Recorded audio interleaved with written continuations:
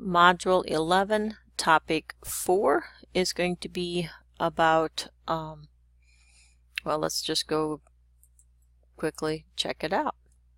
And actually, I don't know if it's Topic 4 or if it's just Activity 4 under Topic 3. It's actually Topic 3, but it's this 11-4. So we're going to download the 11-4 files, which is the product database again, I believe. I think it's the same one. So you might not have to download it twice. And then we are going to go to our textbook and follow the directions for this tutorial. Before we actually start on tutorial 11.4, your textbook shows you a few things from a data grid view. And so I opened up our data grid view again. There's something called a smart tag. When you see this little triangle and an arrow, that's a smart tag. And if I open that up, notice that there's something called a binding navigator tasks, and it allows us to make some choices on things. Now that's actually the smart tag on the binding part. If we take a look at our smart tag here, we have some, that's actually just a drop-down list. I am looking for the data grid view right here. So here's another smart tag, and if I select that, we have data sources, so I can choose what my data source is for binding. And we have enable editing, enable adding, enable editing, enable deleting. So whenever you guys work with databases, the add, edit, and delete are SQL commands that you will need to learn how to write. And so there is some comments in your textbook that it doesn't hurt to take a look at this, but you can customize the details view to allow different options. And that's where they also showed you that you can allow some things here. You can allow some drop-down text boxes, etc. here. So there's lots of variety that you can do when you are working with the data grid view. Now tutorial 11-4 is on page 679, and it's going to switch gears. So we are going to start a new project, and we're going to name it Project LookUp. So I'm going to start a brand new project. It's going to be named Product LookUp. It's a Windows Form app, and it's going to be saved in my downloads folder for right now. Product LookUp is what they want us to name it. That's on page 679 in your textbook. You should be following along in your textbook and reading that information. And now what it's going to do is basically just take us through fairly quickly some of what we've already done before. We want to connect the product database with this particular project. Don't forget that you should always rename the form here. And so I'm going to call this Product LookUp. And then we are going to go to project and add a new data source. So project, add a new data source, just to go through this again. Database, data set, new connection. So we want to find the database. I'm going to click browse, and we want to use the products that we downloaded.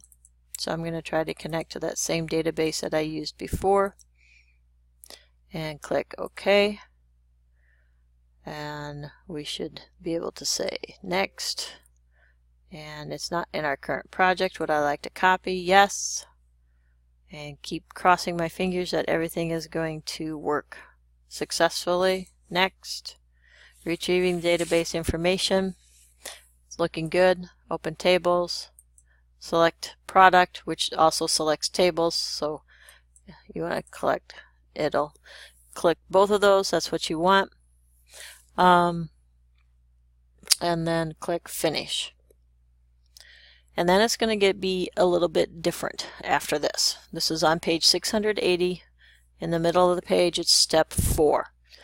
So now we're going to create a list box control on the page. So I need my toolboxes, and I want to look for a list box control.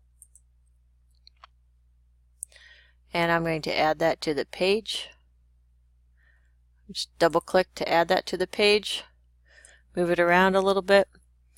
Place a label. Now, as always, make sure that you rename this. So if I open up my properties just a little bit here with my list box, I like to use the A to Z, so then I have the name is here. So this is going to hold my product, so I'm just going to call it product list box. And then it doesn't have any text in it to start with. I mean, it could. And that might have been what I just changed. Nope, that was the name. Does it show any text? Don't think so. Okay, so it doesn't have any text in it. It wants me to place a label on the form, and the label is going to go up above. And so this is going to be my label for the text box, or the product. So it's going to be product, or it's going to be just my list box. Product list box label is what it is. Product list box label. And that label is just going to have some instructions in it, which says select a product number is what they're having us do. So I've got that set up. We are now on step 5, and this is where it gets a little bit tricky. In the list box control, the properties window, I need to go to the data source property. So when I click on this data source property, it says none.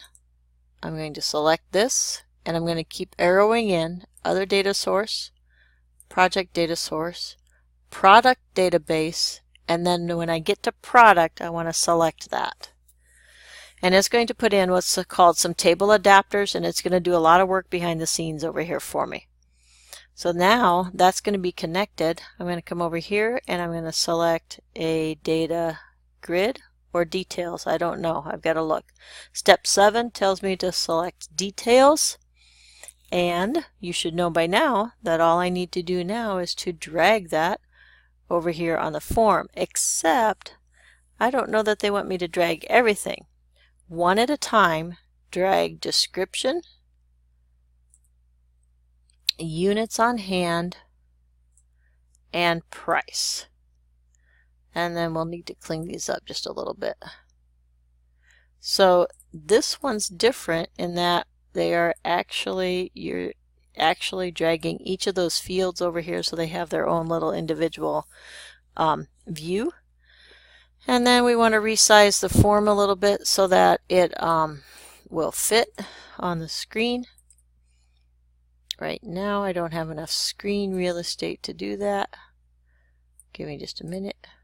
We should be able to drag the form this way.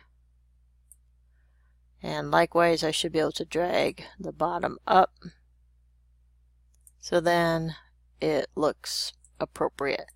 And if I click Start and run this, since my database was connected, cross my fingers, I should get a list box, and it does not like something. So this is kind of weird because normally it doesn't. They should just be getting a product number over here. So I've done something wrong, but if you take a look, it's actually filling in the description and everything. So I don't know what's wrong over here. We'll have to go back and take a look at that.